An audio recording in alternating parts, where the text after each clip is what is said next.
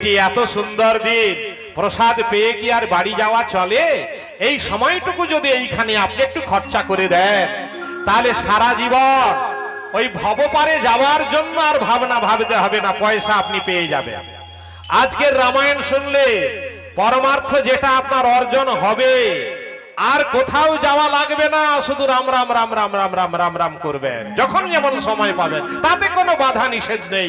পায়খানা করতে করতে, খেতে খেতে, শুতে শুতে, যে অবস্থায় থাকবেন রাম রাম রাম রাম করবেন।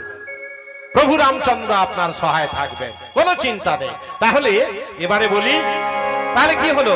অযোধ্যা যেন রাম নামে যেন আকাশ বাতাস মুখরিত। এত সুন্দর শোভা, কিন্তু সেই শোভা, সেই আনন্দ চিরদিন কাহার সমান নাহি যায়। আমরা বলি না, আমি হিন্দু, আমি বড়, আমি আবার মুসলমান তুমি ছোট, আবার মুসলমান কেউ কেউ বলেন আমি বড়, হে হিন্দু তুমি ছোট। এই বিভাজন আমাদের ছাড়তে হবে। এক ঈশ্বরের সন্তান আমাদের ব্রহ্ম যাকে বলে, মুসলমান তাকে আল্লাহ বলে। আর আমাদের শুধু বুঝার ভুলের জন্য আমরা দাঙ্গা করে মরি। আমরা এক পিতার সন্তান, কোনো চিন্তা করবেন না। তাহলে কি হলো? তাহলে এদিকে রামচন্দ্র মানে তিনি যে এই আনন্দ যে চিরস্থায়ী হবেন বলতে যেমন পারে না, এটা উপলব্ধি করেছিলেন একজন মুসলিম লেখক, মুসলিম গীতিকার, মুসলিম ভক্ত। তিনি আল্লাহর ভক্ত, আল্লাহরই উপাসনা করতেন। আল্লাহ নামের বীজ গুনেছি, এইভাবে তার অনেক গান আছে। যাই হোক, সেই কাজী নজরুল ইসলাম তিনি লিখেছিলেন চিরদিন কাহার সমান নাহি যায়। এটা কে লিখেছিলেন? সেই নজরুল। আর সেই রামায়ণে তাই গল্পটা তাই সেই দিকেই এগোতে থাকলো। কিভাবে? রামচন্দ্র সিংহাসনে রাজা হয়েছে, মা সীতা রানী হয়েছে। তিনি কখনো ভাবতে পারেননি যে রাম ওই সীতাকে হারাবেন, সীতাকে তিনি কষ্ট দেবেন, বনবাসে দেবেন। কার জন্য হলো? কার জন্য হলো? সেই কুচক্রী যত হিংসা ছড়ায়, যত সমস্যা তৈরি করে, কুচক্রী কুভাবনা সম্পন্ন মানুষ যারা, তাদের পরিহার করতে হবে। কিন্তু রামচন্দ্র নিরুপায়। ওই যে পরনিন্দা পরচর্চা যারা করে বেড়ায়, সেই অযোধ্যার প্রজাগণ, কিছু সংখ্যক প্রজাগণ তখনও ছিল, তারা ওই সীতামায়ের চরিত্রের সমালোচনা করলো। ছি ছি ছি ছি ছি, রামচন্দ্র কি করলেন? যেই ওই অস্পৃশ্য অনাচারী দুরাচারী রাবণ সীতাকে হরণ করে নিয়ে গেল, সেই সীতাকে রামচন্দ্র কি করে বা গ্রহণ করলেন? না না না না, অযোধ্যার নীতিনায়ক যদি এই আচরণ করে, আমরা করব, তাতে ক্ষতি কি? কি করলো না, এইভাবে কুৎসা রটাতে লাগলো। তখন রামচন্দ্র নিরুপায়, কি করবেন? সীতা গর্ভবতী, সীতার কানে যদি এই দুর্ভাগ্য তার কানে পৌঁছায়, সীতা মর্মাহত হবে। মায়েরা এই রামায়ণ থেকে জ্ঞান নিন, যে মায়েরা ভবিষ্যতে গর্ভবতী হবেন বা গর্ভ সঞ্চার হয়েছে, কখনো মনের মধ্যে কষ্ট, যেখানে মানসিক আঘাত কখনো আনবেন না। মনের মধ্যে আনন্দটা যেন সব সময় বিরাজ করে, মনে আনন্দ যেন থাকে। সুন্দরভাবে সন্তান ভূমিষ্ঠ হবে, নার্সিং হোম যেতে হবে না, সিজার করতে হবে না। এটা আমি বলছি না, রামায়ণ শিক্ষা দিচ্ছে। রামচন্দ্র ভাবলেন, সীতার চরিত্র নিয়ে যে সমালোচনা ঝড় বইছে, এই অবস্থায় যদি আমি সীতাকে অযোধ্যায় রাখি, সীতার গর্ভের সন্তান বিকলাঙ্গ হয়ে জন্মাবে। বিকলাঙ্গ মানে একবারে পোলিও রোগী হয়ে জন্মাবে, সারা জীবন পঙ্গু হয়ে থাকবে, মা বাবার বোঝা হয়ে যাবে। তাই করলেন কি, যেখানে চির আনন্দ যেখানে বিরাজ করে, সেই তপবন, মহামুনি বাল্মীকির তপবন, সেই তপবনে মা সীতাকে রেখে আসা হলো।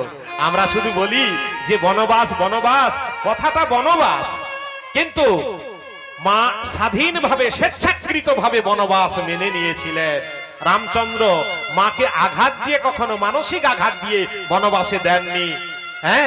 মাও ভাবলেন আমি যদি এই জায়গায় যদি থাকি তাহলে বারবার আমি মানসিক আঘাতে আমাকে জর্জরিত হতে হবে। আমি ঋষি তপবনে ভগবানের নাম শুনবো, ভগবানের নাম করব, আনন্দে থাকবো। আমার গর্ভের সন্তান সুন্দরভাবে বেড়ে উঠবে, যথা সময়ে ভূমিষ্ঠ হবে, গর্ভপাত হবে না। মানসিক আঘাত পেলে মায়েদের গর্ভজাত সন্তান অকালে ঝরে পড়ে, গর্ভপাত হয়ে যায়। আমি বলছি না, স্বাস্থ্য বিজ্ঞানীরা বলছেন। ওই রামায়ণের শিক্ষা নিয়ে এই কথা বলতে গেলে অনেক আনন্দ, অনেক সময় যাবে মা। তো আমি আগেই বলেছি, রামায়ণে যা শিক্ষা আছে গীতা ভাগবত বাইর বিদেশে শিক্ষা নেই। হয়তো আছে, কিন্তু যারা শিক্ষা দান করেন তারা কখনো এই শিক্ষা দিতে পারেন না।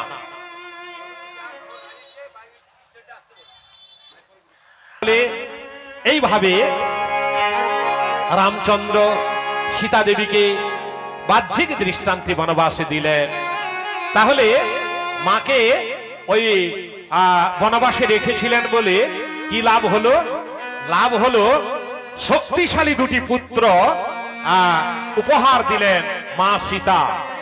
এই যে মায়েরা যখন শিশু ভূমিষ্ঠ হয় তার গাঢ় হলুদ রঙের ওই স্তনদুগ্ধ ফেলে দেন, শিশুকে খেতে দেন না।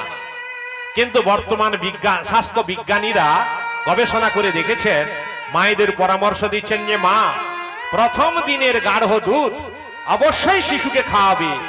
শিশু নিরোগী হবে, দীর্ঘায়ু হবে এবং মায়ে পয়ের সুসম্পর্ক গড়ে উঠবে, সমাজসেবী হবে, সমাজের গুণীজন হবে, অনেক শিক্ষিত হবে, বড় বিজ্ঞানী হবে এবং পরম ভক্ত, পরম আদর্শ মানুষের যা চরিত্র হয় তার মধ্যে সর্বসংগ গুণ তার সম্পন্ন হবে। ওই মা ভুল করে গাঢ় হলুদ রঙের স্তনদুগ্ধ খেতে দেন না শিশুকে। হ্যাঁ, এটা আমাদের কুসংস্কার। এই সংস্কার কাটাবার জন্য আছে রামায়ণ। রামায়ণে শিক্ষা দিচ্ছে, মা সীতা তাই করতেন, মা সীতা তাই করতেন। আর মা সীতা যখন ওই মহামুনি বাল্মীকির তপবনে ছিলেন সম্পূর্ণ নিরামিষ ভোজন করতেন।